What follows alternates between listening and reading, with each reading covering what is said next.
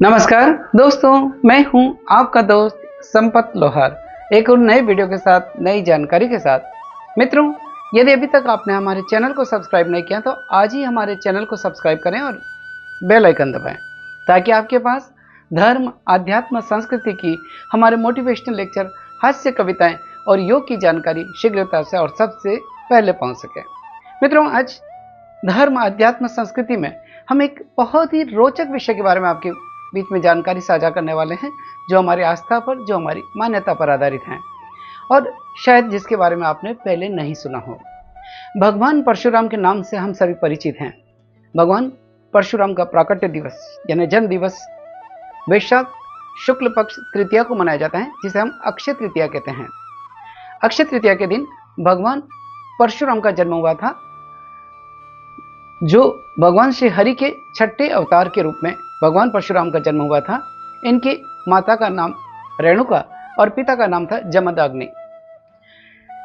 भगवान परशुराम जहां विष्णु के छठे अवतार थे, वहीं वो शस्त्र शास्त्रों के ज्ञाता और पराक्रम के प्रतीक थे। इनसे जुड़ी एक बहुत ही रोचक कथा आती है कि परशुराम अपने माता पिता के आज्ञाकारी पुत्र भी थे। वैसे परशुराम के कुल 5 भाई थे। ये उन 5 भाइयों में सबसे छोटे भाई परशुराम थे। 4 भाई इनसे बड़े थे। माता पिता के आज्ञाकारी पुत्र थे, पराक्रम के प्रतीक, शस्त्र और शास्त्रों के ज्ञाता, और इनका बचपन का नाम राम था। और शिव ने जब इनको परशु दिया तो परशु धारण करने के कारण इनका नाम परशुराम पड़ा। जो जानकारी हम आपके बीच में साझा करने वाले हैं कि क्यों भगवान परशुराम ने अपनी माता का वध किया, क्यों उन्होंने अपनी माता का वध किया और फिर वध करने के बाद में क्या हुआ, शायद ये जानकारी आपको नहीं होगी, हम आपके बीच में साझा करने वाले हैं।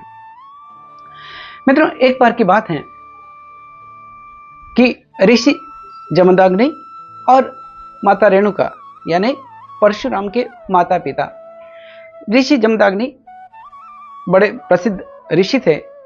एक बार की बात है कि माता रेणुका पूजा के लिए स्नान करके जल लेने के लिए नदी तट पर जाती हैं, और जब वो नदी तट से लौट रही होती है, उसी समय देखती हैं कि नदी में एक चित्ररथ नाम का राजा अप्सराओं के साथ विहार कर रहा है, जल क्रीड़ा कर रहा है। यह देखकर रेणुका उस राजा को, चित्ररथ को देखती रहती हैं और वो धीरे धीरे मन ही मन उनके प्रति आसक्त हो जाती हैं। उनका मन थोड़ा विचलित हो जाता है और वो आश्रम में आने में उनको देर हो जाती है। उधर जब जमदग्नि देखते हैं कि रेणुका अभी तक जल लेकर नहीं आई, उनको विलंब हो रहा है, तो वो बड़े क्रोधित हुए। और जब रेणुका आश्रम में पहुंचती है तो उनके हाव भाव को देखकर ऋषि जमदग्नि सब कुछ जान जाते हैं, क्योंकि वो तो सर्वज्ञ थे, सब कुछ जान सकते थे, तो वो जान जाते हैं और बड़े क्रोधित होते हैं रेणुका के ऊपर। और उसी समय जो उनके चारों पुत्र थे, जंगल में गए थे, वो भी आ जाते हैं और ऋषि जमदग्नि एक एक पुत्र को अपनी माता का वध करने के लिए कहते हैं, लेकिन चारों ही पुत्र अपने माता का वध करने से इनकार कर देते हैं। जब 5वें पुत्र यानी परशुराम आते हैं, तब उनके पिता परशुराम को भी आज्ञा देते हैं कि वो अपनी माता का वध कर दें। अपने पिता का आदेश मान करके भगवान परशुराम हाथ में परसा लेकर अपनी माता का वध कर देते हैं और उनका सिर धड़ से अलग हो जाता है।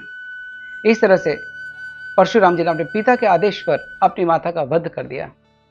लेकिन अपने पिता का जब आज्ञा मानी तो ऋषि जमदग्नि बहुत प्रसन्न हुए और उन्होंने परशुराम से वर मांगने को कहा।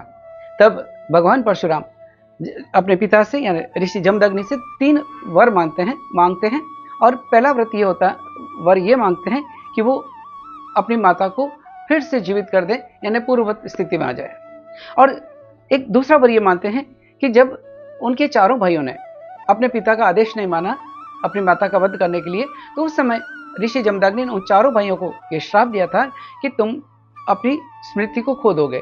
तो दूसरा वर ये मांगते हैं भगवान परशुराम कि उनके भाइयों की पहले की तरह ही स्मृति ज्ञान फिर से आ जाए। और तीसरा वर ये मांगते हैं कि वो हमेशा अजय रहें, कोई उनको परास्त नहीं कर सके और अमर रहें। इस तरह से ऋषि जमदग्नि ये तीनों वर देते हैं और भगवान परशुराम की माता फिर से पहले की तरह ही जीवित हो उठती हैं। उनके चारों भाइयों की भी पहले की तरह ही ज्ञान और विवेक और बुद्धि जागृत हो जाती है और परशुराम को उनके पिता शास्त्रों की जहाँ शिक्षा देते हैं वहीं उन्हें अमरत्व का वरदान भी देते हैं। लेकिन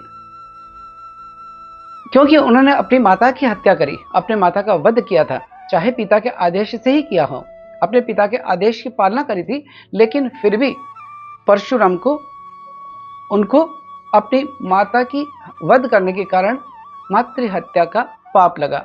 इसलिए वो प्रायश्चित करने के लिए शिव की कठोर तपस्या करने लगे और शिव की तपस्या से शिव उनके ऊपर प्रसन्न होते हैं और शिव उनको परशु देते हैं। परशु यानी कुल्हाड़ी या फरसा जिसको कहते हैं, वो देते हैं परशुराम जी को और इस तरह से उनका नाम परशुराम हो जाता है। क्योंकि परशुराम का जो माता पिता ने नाम रखा था बचपन में, वो नाम था राम। यानी माता रेणुका और ऋषि जमदग्नि ने अपने पुत्र का नाम रखा था राम। यानी जो 5 पुत्र थे उनमें सबसे छोटे पुत्र जिसका नाम रखा था राम। लेकिन जब भगवान शिव शंकर उनकी तपस्या से प्रसन्न होते हैं तो उनको जो अस्त्र देते हैं, परशु देते हैं, उस परशु यानी कुल्हाड़ी या फरसा जिसको कहते हैं वो देते हैं और वो धारण करने के कारण उनका नाम हो जाता है परशुराम। तो ये इसके साथ में जुड़ी हुई कथा है कि क्यों उन्होंने अपनी माता का वध किया और फिर अंततः क्या हुआ, यानी फिर से वो अपनी माता को पुनर्जीवित कर लेते हैं। दोस्तों, हमारा ये प्रयास अगर आपको अच्छा लगता है कि हम अपने धर्म से जुड़ें, हम अपनी संस्कृति और परंपराओं से जुड़ें और जो भी व्रत त्योहार हम मनाते हैं उसके पीछे की पौराणिक कथाएं क्या हैं उसकी जानकारी अगर आपको हमारी दी हुई अच्छी लगती है तो हमारे इस चैनल को लाइक करें, वीडियो को लाइक करें, शेयर करें, कमेंट करें। आइए हम भारत को विश्व गुरु बनाएं, हम अपनी सनातन परंपराओं से जुड़ें, हिंदू मान्यताओं से परंपराओं से जुड़ें और भारत को विश्व गुरु बनाएं।